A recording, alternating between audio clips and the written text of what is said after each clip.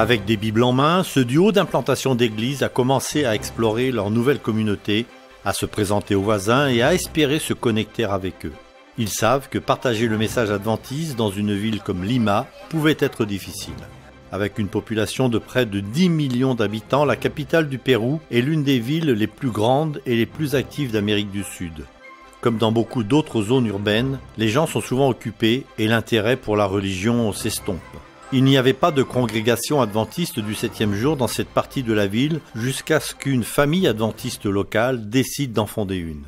D'abord, ils ont commencé à se réunir pour le culte dans leur maison et ont invité leurs voisins à se joindre à eux. Puis ils ont invité des étudiants en théologie de l'Université adventiste de Lima à venir prêcher dans les rues. Cet événement a suscité beaucoup d'intérêt dans la communauté. Au fur et à mesure que la famille parlait de plus en plus avec ses voisins, elle s'est rendue compte qu'il y avait beaucoup de besoins. Ils ont recruté d'autres adventistes à Lima et organisé une exposition sur la santé pour la communauté. Les gens ont apprécié la compassion et les soins sincères qu'ils ont reçus. Peu après la première exposition sur la santé, Dina et Catherine ont été appelés à servir à plein temps par le biais du mouvement missionnaire, une initiative lancée et soutenue par plusieurs divisions mondiales de l'Église adventiste.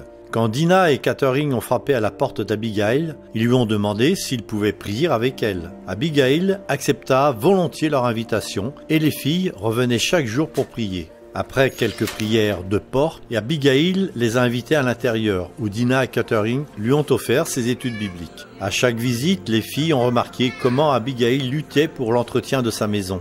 Elle avait une grossesse difficile à l'époque et avait un autre enfant dont elle devait s'occuper. Souvent, elle se sentait si mal qu'elle ne pouvait s'occuper des tâches ménagères. Dina et Catherine commencèrent à l'aider avec empressement. Ils ont aidé Abigail en nettoyant, en cuisinant et en amenant son enfant à l'école. Les membres de l'église adventiste de Lima collectaient aussi de la nourriture pour la donner à sa famille. Leurs actes de bonté ont montré à Abigail l'amour de Jésus.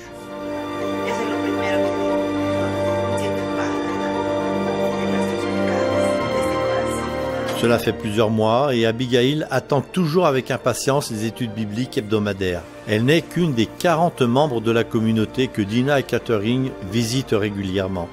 Grâce à la méthode du Christ, Dina et Catherine ont aidé à implanter une nouvelle église dans ce quartier où environ 30 personnes adorent chaque sabbat. Merci de prier pour les planteurs d'églises comme Dina et Catherine qui sont en première ligne de la mission. Priez pour qu'il y ait toujours autant de compassion pour atteindre les autres personnes pour Christ. Merci de soutenir la mission adventiste.